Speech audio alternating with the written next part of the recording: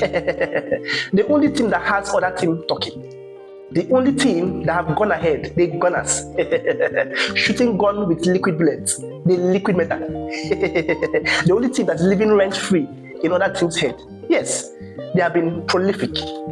Hello, they have been superb. I don't think anybody expected this from Arsenal this season, but I mean, they've just been there. They've just been there, and I believe if they can maintain that position to the end of January without losing so much points, I think they would actually go ahead to win it, yes, because this December, right at the end of December, if they can just maintain that first position with a little bit of gap, not at least 5 to 9 point gap, I think they would actually win it, because it's not easy to close up those type of gaps, yes. But if they keep dropping points, it's going to be crazy, and they might not really go ahead to win the league. Yes, because this is the period that Arsenal dropped most of their points. So I think they better sit up. Their last game was very, very boring. Not should I say boring? It was a perfect performance, yes, from Arsenal against Brentford. No disrespect to Brentford. Brentford was a very, very good side, and they were very, very good on that day. And they gave Arsenal a lot of problems, but Arsenal did not perform very well. Against Chelsea and against Brentford, they did not perform very well. So it's like a trend now. They should not come to Aston Villa, to Villa Park, and then still not perform very well, because Aston Villa are very hungry. Yes, they have won 5 of their last 5 games. That is their current form right now. They've been winning for fun. They've been winning profusely. You cannot fault them.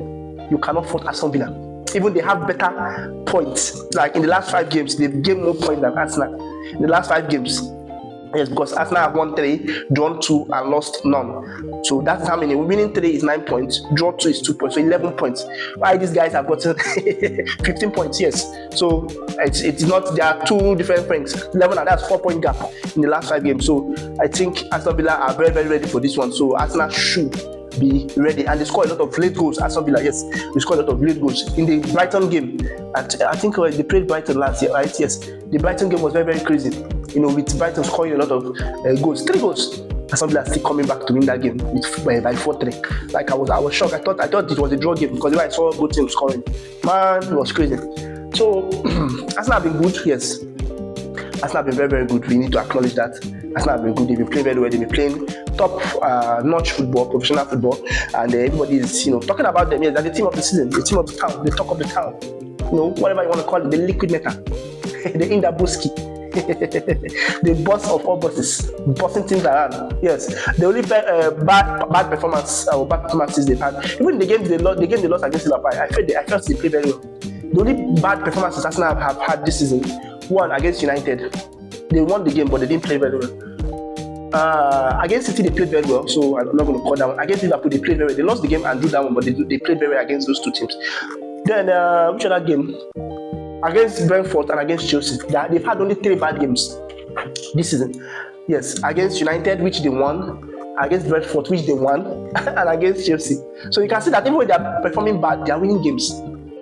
They are winning games. They perform badly, they still win the game. So you should see that there are a lot of good things to say about Arsenal on this moment. Yes, but this one is Arsenal versus Aston Villa at Villa Park, and it's on the Saturday, 1:30 p.m. I think lunch. Okay, it's not lunchtime. 1:30 p.m. kickoff. Yes, West African time. I don't know if your time zone is different, but that's what my own time zone is telling me. So if you're watching this game, get ready to check your own time zone so that you confirm the time, so you don't go ahead to miss the game. Yes, Arsenal win against a very, very strong Villa side that is out for the kill. Yes, and we all know what Aston Villa always do to Arsenal. Yes, especially at home. And for a single fact that Unai Emery was the coach of Arsenal when he got sacked for Mikel Arteta, and he took Arsenal to the quarterfinals of the FA Cup. So, and he would always be, wanting to prove. He has always been, wanting to prove something against Arsenal. Anytime they face, it's problematic for Arsenal. That's just the truth, especially at Villa Park. Even when last season, I think it was home and away a draw. Arsenal never won against Villa. So this season might be different because Arsenal are kind of better now. Yes, but we are not going to downplay Aston Villa because they've been superb. That guy, what gas? That guy is something else. McGinn is on another level. right now. Then Watkins has picked form, so they've been superb, and we don't know what it's going to be because two back-to-back bad performances from Arsenal against Brentford and Chelsea. Will it be the day that they are going to lose the game or drop more points? We don't know. So Arsenal fans will be hoping that's not the case, because that's the game. This is one of the games they are very, very much scared of. Unai Emery, someone that you guys kicked out of the club, yes, said he was not good enough. Now he's always coming back to hunt Arsenal, and we want to see. Our non-rival fans want to see something spectacular. A spectacular performance from this game. Yes, we can't say, oh, this team is going to win, this team is going to lose. No, we want to just see a spectacular performance. Whoever wins, whoever loses. Yes, and we're looking at the predicted lineup. Obviously, the form of both teams, the last 5 games, which I've mentioned already, and the predicted scoreline. Also, injuries to both teams. Arsenal picked up some new injuries, so we have to talk about that one too. I know the players are not going to feature in this one.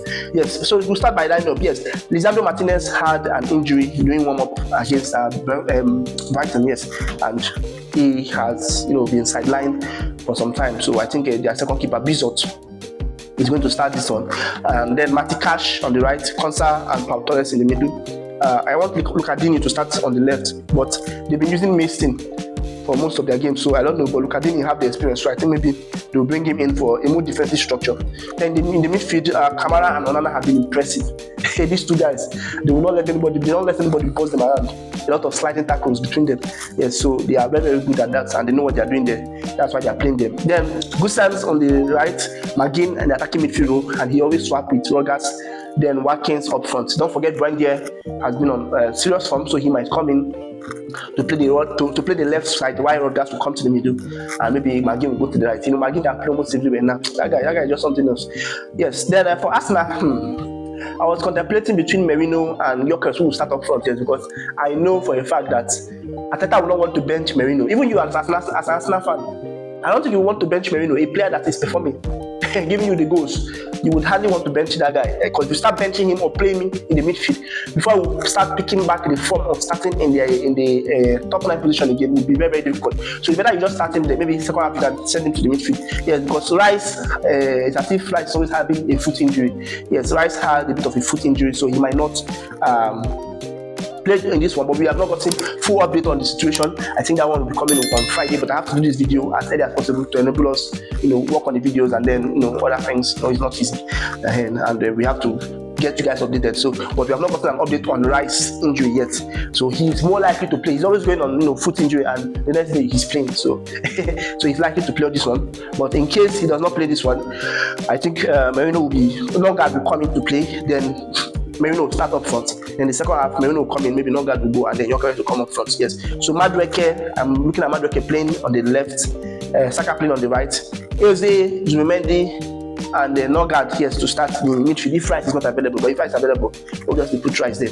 Then Calafiori, Kinkapi, Timber, and White. Yes, Mosquera had a knock, and the knock is going to take him till towards the ending of December. Yes, mid-December.